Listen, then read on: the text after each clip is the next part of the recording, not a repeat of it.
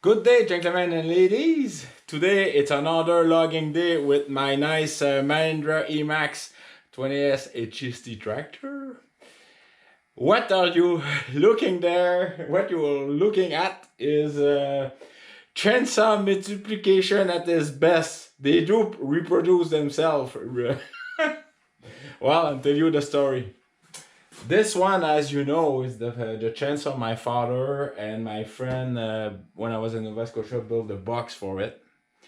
About 2 months ago, there was a gentleman in Montreal, in the middle of Montreal. He was selling a chainsaw, the same model. It was complete, fine running, for 30 bucks. So I jump on it.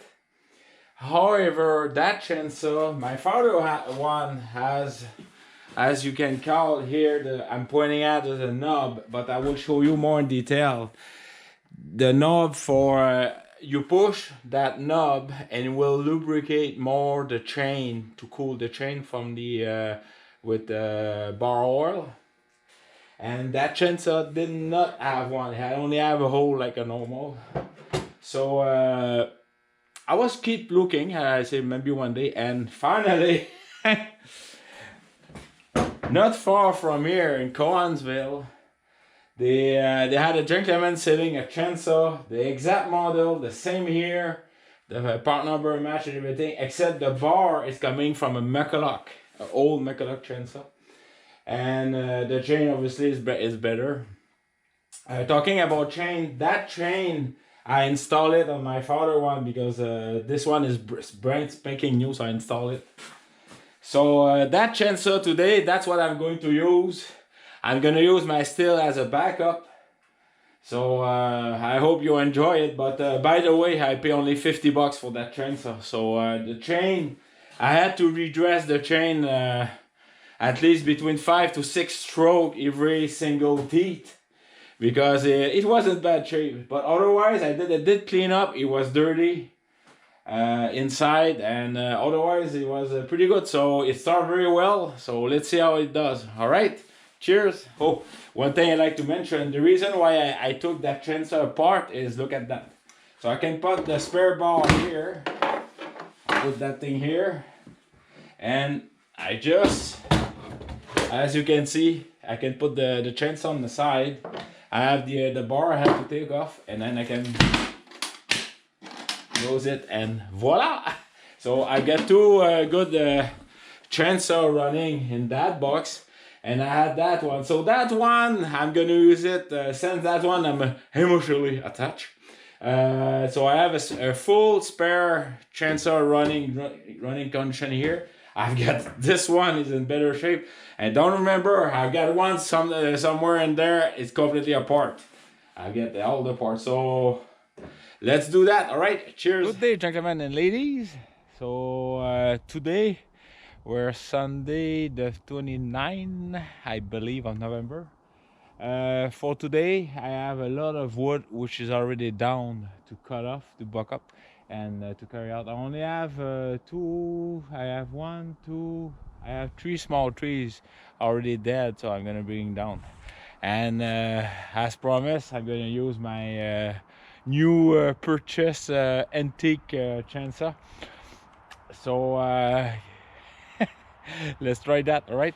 Cheers. All right, just in more detail, it's the same model, except like my father had an oiler right here. All right, you just push on it and the oil get on the oil bar. Everything is the same.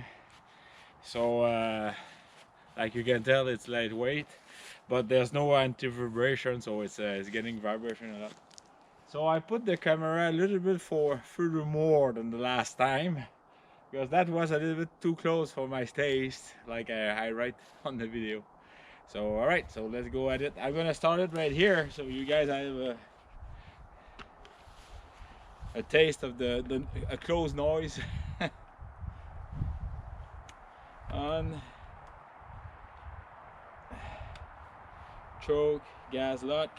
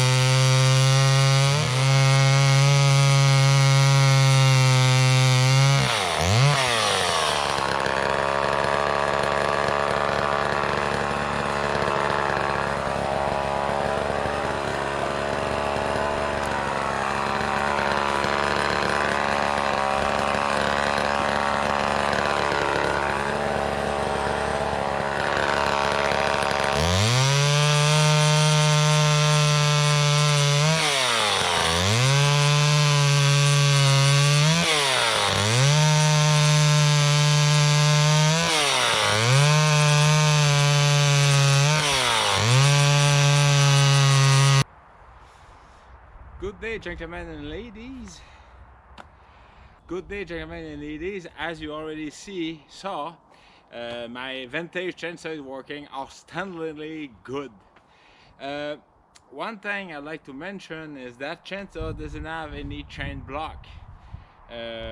Basically, you have to take care when you use it. And when I was taking that in my mind while I was cutting, I said, yeah, I should mention one point, and I see often people do, and feel free to do it, but there's a reason why I do it like this, and I explained that right away. Is often when you guys use your chainsaw, what you're going to do is you already crank it, it's already turning, and then zing, and often you see like it's turning really fast, and then you engage it and it's engaging, and then you can see a little movement like that. I can tell you something, as I lumber in various parts in Canada. I helped my friend back in where they live in Alberta, in Nova Scotia, in Quebec. I even helped a guy in Germany. But one thing my father told me on my land back in Megantic is always make sure that the chain is stopped. You put it there and then you start. The reason why, I tell you that right now, if you guys ever have a piece of steel, it could be a former nail from a fence post, it could be a former maple sap for making maple syrup, name it, it could be a old bullet, whatever it is. But the day that chainsaw is gonna arrive and you're gonna find a piece of steel and the chain's gonna grab it, there's no human in the world will be able to grab that chainsaw in full speed. It will go like poof, airborne. It will quit your hands. That's only my message or warning to explain why most of the time, 99.9%, I remember my father saying that. Now the question is, some guy will argue, well, whatever your reason is, I'm explaining the reason why I do that. Because of the safety. The day you're gonna find something hard like steel, something like that, it's gonna be not a good day for you. And that's it. All right, so let's resume. I'm gonna drink some water, and let's resume the lumberjack deadwood. All right, with my old vintage chainsaw. Cheers. Well, I've been cutting wood for at least half an hour, and I can tell you, for a whole vintage chainsaw, she's very it's very economical to run. And yes, let's bring back a little souvenir. Always have when you're cutting, you never put your face in front, because you have any chain guard. You never, even with a chain guard, you try to avoid that, but always on the side. If the chainsaw has to go, it's gonna go not into your face but on the side.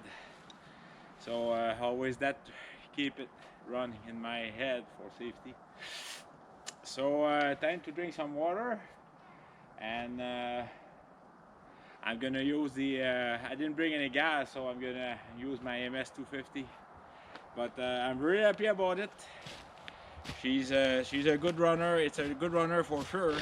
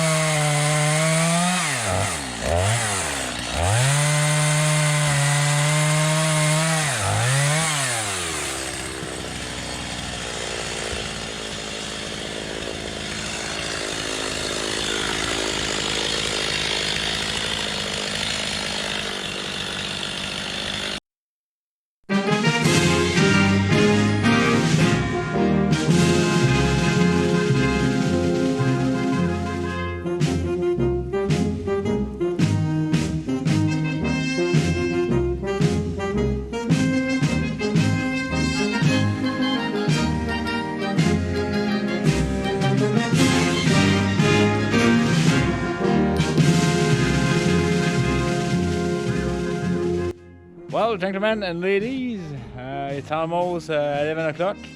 I've got wood everywhere, so I empty my MS250 still, and also my Homelite. So I just have a little piece left, but I've got wood everywhere cut off. I've got there, behind there, all the various pile in here. So I'm gonna bring my 2 chainsaw. I'm gonna hit home, replenish them fuel, and replenish my fuel myself for having a nice meal. And I shall return this afternoon. All right, cheers.